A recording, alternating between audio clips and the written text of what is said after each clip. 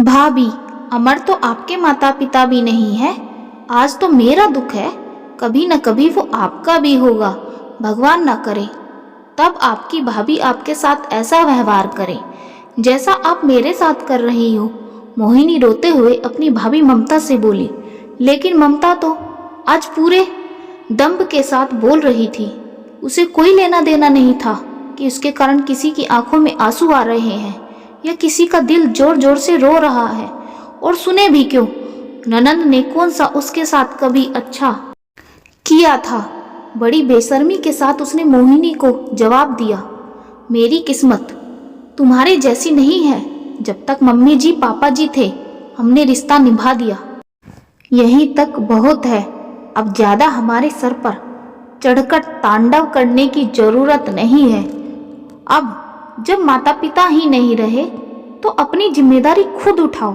कम से कम इतनी अकल तो तुम्हें ही होनी चाहिए। आखिर कब तक हम तुम्हारी जिम्मेदारी निभाते रहेंगे।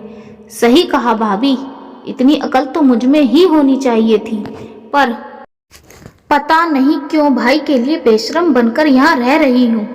भूल गई थी कि भाई तो तुम्हारा ही पति है, अब वह तो तुम्हारी सुनेगा, मुझसे उसे क्या लेना देना। कहकर मोहिनी ने अपने आंसू पोंछे और चुपचाप अपना सामान लेने अपने कमरे में चली गई। सामान पैक करते हुए आंखों से निरंतर आंसू बहे जा रहे थे।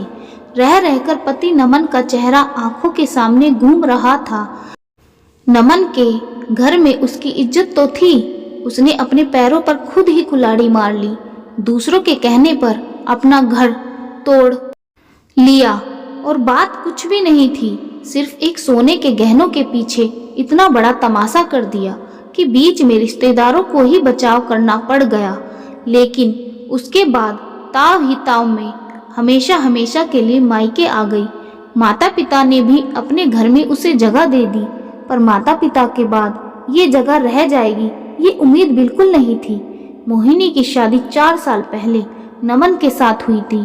नमन के परिवार की आर्थिक स्थिति मोहिनी के परिवार की आर्थिक स्थिति से कम ही थी, पर क्योंकि नमन की सरकारी नौकरी थी, वो एक पटवारी था, इसीलिए मोहिनी के माता पिता ने उसकी शादी नमन से कर दी, यह सोचकर कि अभी स्थिति कमतर है, लेकिन आने वाले वक्त में नमन अच्छा खासा कर ही लेगा।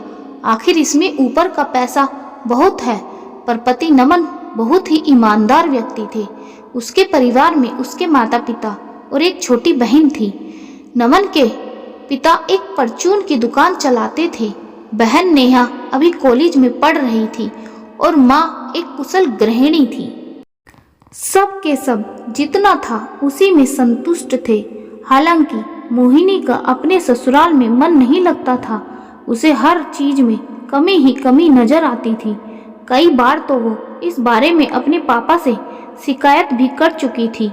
आपने जानबूझकर मुझे ऐसे घर में पटक दिया, क्या मैं कभी इतनी कमियों में रही हूँ? लेकिन हर बार पापा उसे यही समझाते, नमन अभी कमजोर है। हमने तो सोचा था कि पटवारी है तो आने वाले वक्त में अच्छा खासा कर लेगा, लेकिन तेरा पति तो ईमानदार निकला। क्या करे, थोड़ा उसको समझा कि ईमानदारी छोड़कर ऊपर के पैसे भी ले लिया करे। उसके बाद मोहिनी नमन से कहती तो नमन साफ साफ इनकार कर देता। मोहिनी, मैं कम में भी खुश हूँ क्योंकि मैं अपनी ईमानदारी के साथ रहता हूँ। मुझे अपनी ईमानदारी से बहुत प्यार है, पर तुम्हारी ईमानदारी से मेरे शौक तो पूरे नहीं होते ना। कब तक अपनी इच्छाओं को मारती रहूंगी? कभी अपनी पत्नी के बारे में भी सोचा है?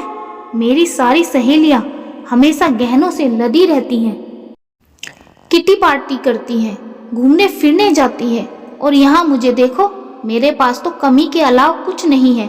मोहिनी भी शिकायत करते हुए बोलती है। लेकिन शादी के कुछ दिनों बाद मोहिनी के किसी रिश्तेदार को नमन से कुछ काम निकलवाना था, पर नमन ईमानदार था, इसलिए उसने साफ इनकार कर दिया। तो उस रिश्तेदार ने इसके लिए मोहिनी और उसके माता पिता से मदद मांगी। माता पिता ने तो ज्यादा कुछ नहीं कहा, लेकिन उस रिश्तेदार ने मोहिनी को एक सोने का हार दिखाते हुए लालच दिया।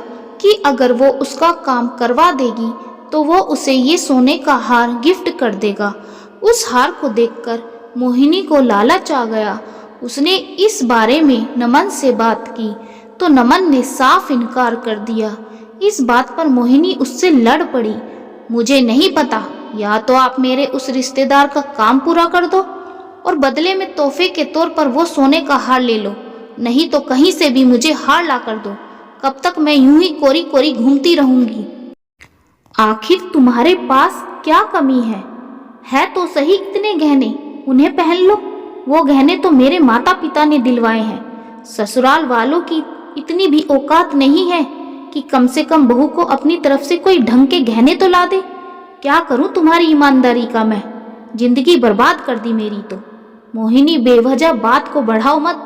मैं तुम्हारे लिए अपनी ईमानदारी नहीं छोड़ सकता। तो ठीक है ना, फिर मुझे छोड़ दो। जा रही हूं मैं अपने मायके। जिस दिन अपना फैसला बदल लो उस दिन लेने आ जाना।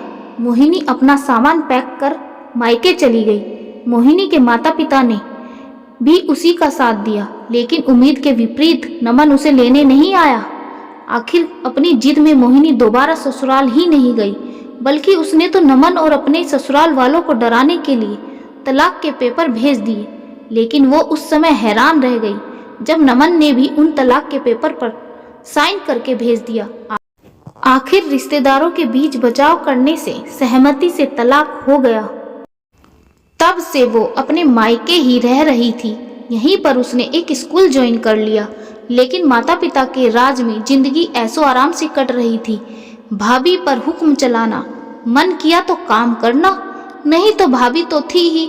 माँ के साथ बैठकर भाभी के कामों में मीन मेख निकालना उसका प्रिय काम था।